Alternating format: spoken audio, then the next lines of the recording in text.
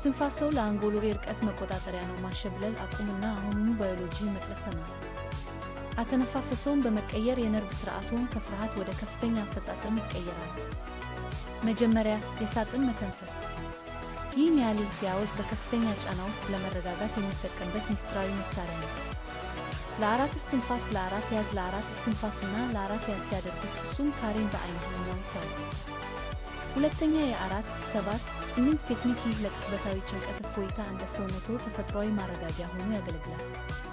ለ4 ያህል በአፍንጫው ውስጥ ይተንፍሱ፣ ለ7 ያዙ እና ለ8 በኃይል ይተንፍሱ። ውጥረቱ እየቀለጠ ይሰማል።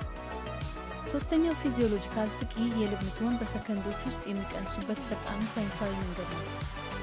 በጥልቀት ይተንፍሱ። በመቀጠልም ሁለተኛ አጭር ሹል ወደ ውስጥ ይተንፍሱ፣ ከዚያም ረጅም ቀርፋፋ ዘና የሚያደርግ ትንፋሽ ያድርጉ። እነዚህን ሦስቱ አብነቶች ይቆጣጠሩና ትኩረትዎን፣ ስሜትዎን እና መላ ሕይወትዎን ይቆጣጠሩ። አእምሮህ ልዕለ ኃያል ነው። በጥልቅ ይተንፍሱና በእያንዳንዱ ቀን ሙሉ አቅምዎን ለመክፈት ይመዝገቡ።